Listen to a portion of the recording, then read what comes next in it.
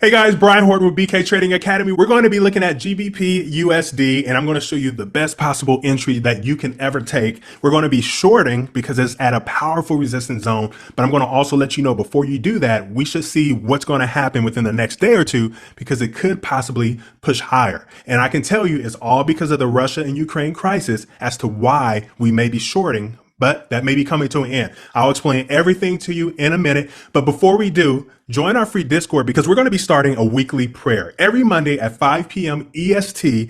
I want you to join in Discord, and there's a room that's called Prayer Room. So we're going to go inside of our free Discord, and there's a room called Prayer Room. It's all the way here at the bottom, and it starts at 5 p.m. EST every Monday. And then every fourth Monday, we're going to begin that prayer, but then we're going to start live trading with you guys. And maybe just kind of socialize, talk about trading setups, talk about technical analysis, price action, and all of that good stuff. But our number one goal in life is not just to educate you with trading. Our number one goal is to also educate you guys with the love of Jesus Christ. And we really believe no one can get to the Father except through Jesus Christ. And so we just want to join you guys. Now, if you're not believers, it's completely fine. You can still join our live trading sessions every fourth Monday at 5 p.m. EST, completely up to you. But we're going to start it off with prayer every single Monday, and even including that fourth Monday, we're going to start off with prayer for about 15 minutes, and then we're going to start our live sessions. We hope that we see you there, guys. That's our goal in life before trading, and we hope that you are blessed with this. We're going to pray for you, for ourselves, and for the world. Now, let's go ahead and get back to GBP USD right after this.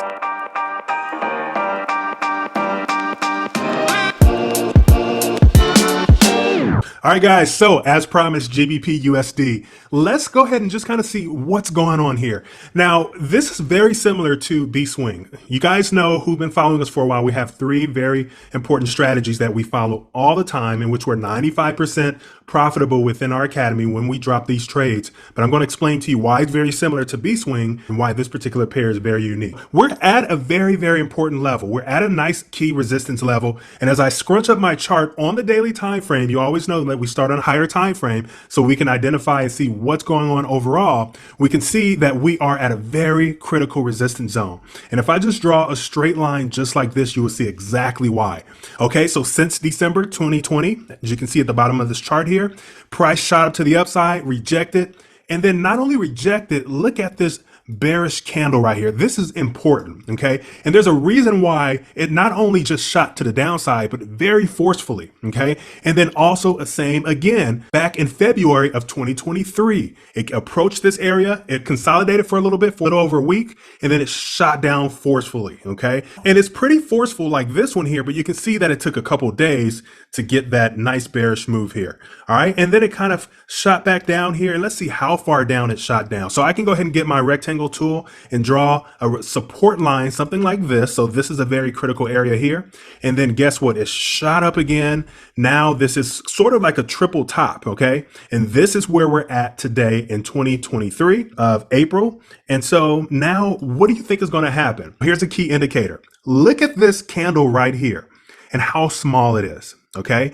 So we know that when we see wicks on the opposite side, price is going to shoot to that opposite side. So here's a wick at the bottom, and it shot to the upside, just like it should. This candle is very significant. Why? Because it's very, very small.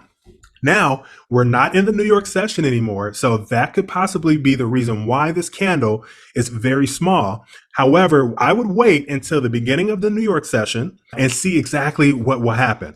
So we want to not just jump in just because it's at a key reversal zone. We want to see what happens on that day when our time starts all over in the New York session, when volatility picks up, and see exactly what happened. Because you know what? We can get faked out and it will continue and push forcefully outside and then coming back to retest as support. Now, why would that happen? You have to understand the reason why the Great Britain pound was dropping in the first place, if we go ahead and look in the past, is because of the Ukraine and Russia conflict, right? So it started back in 2022, and we can see a strong dip to the downside. So if I go ahead and just kind of check that out a little bit more, as I scrunch up my chart, look how far down the Great Britain pound has dropped. This is a very deep downtrend. And it's not just because it wanted to, it's because of the Ukraine and Russia crisis.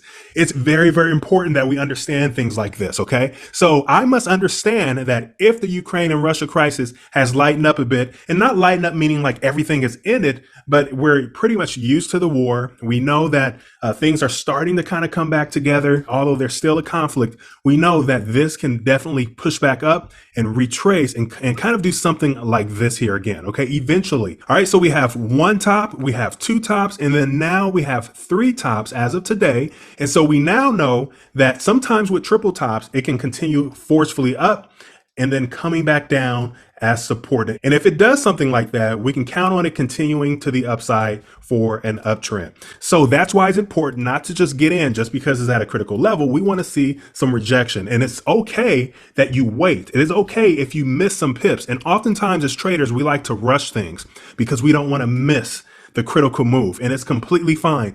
I say at least 80 to 95 times out of 100, we're waiting for the setup before we trade rather than just getting in and trading. Okay. So let's look at the past and see exactly what happened and see if we'll mimic it. Okay. So we see price shot up to the upside back in December 22.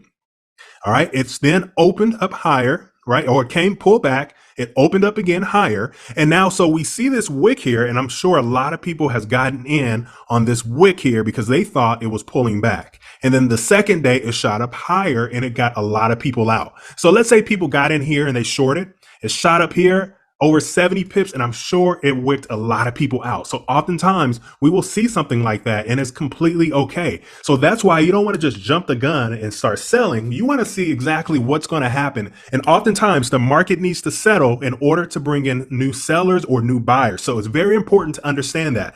So as we go ahead and look at this, we do see a small candle, which is really promising.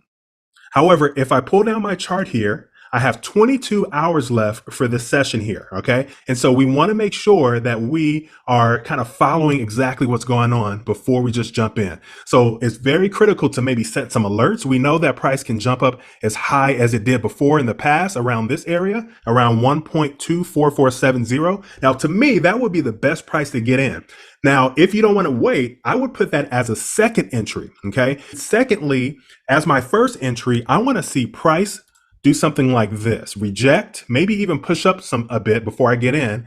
I will put in an entry here. Now, if it doesn't reach here, I will put in an entry around this area right here. And we can see, if we look left for clues, that if it pulls back to that area, 9 times out of 10, it's going to continue to push to the downside. So that's highly important. And then you can write it down forcefully, right? So look how it did in the past where it just dropped forcefully here, dropped forcefully here. And so we can possibly see the exact same thing. But I want you guys to understand that this has happened and tested 3 times within the last 6 months or so. And so we want to know if price is going to push up. And then if it does, I would like to see some sort of wick rejection like it did here. Okay. I want to see a wick rejection like it did here. So although I may put an entry here, it's going to be a very, very low lot size, making sure I risk no more than 1 to 2% of my account size. And then if so, I want to see a pullback. I want to see it start dropping so that then I can get in. So ultimately, I would like to get in around 1.24177, around that area, but not right where it is now. I want to see it push higher before I get in.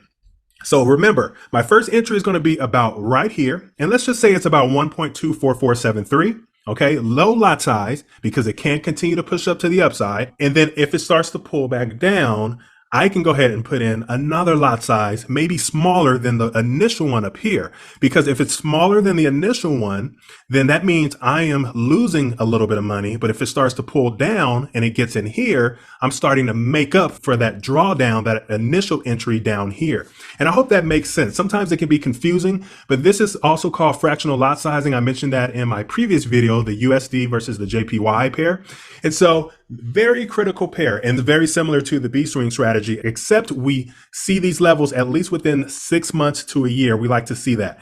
It just so happened that last time price was in this area was around January this year. So not quite 6 months, but it's still a very critical area. So I just want to recap for you guys. We know that this drop, initial drop, was from the Ukraine and Russia crisis. That's why it's even this low in the beginning in the first place. Okay.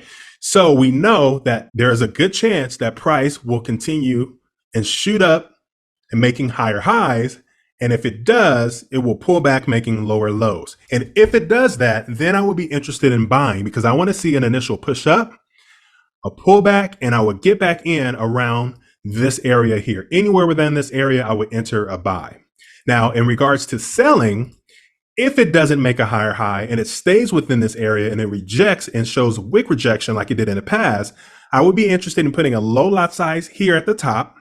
So that way, if it continues to push up, I'm okay. And I can exit swiftly and then look for a buy. And then I will wait for that pullback and put another entry in with the lower lot size. Guys, that's all it is. You want to make sure that you are fractional lot sizing, that you are only risking a small percentage of your account so you can continue to trade every single day and not blow your account. Risk management is our number one priority, and it should be your number one priority as well. We want to make sure that we live to trade another day. And then on top of that, risk management also plays with the strategy that we use. If you're using the best possible strategy that has been tried and tested over and over again, that is a part of risk management because now your profits exceed your losses. Okay. So putting all of that together is what makes a profitable trader. Guys, comment if you haven't already. We have your back. Hit that like button. We really appreciate you guys. And I will see you in the next video. Take care.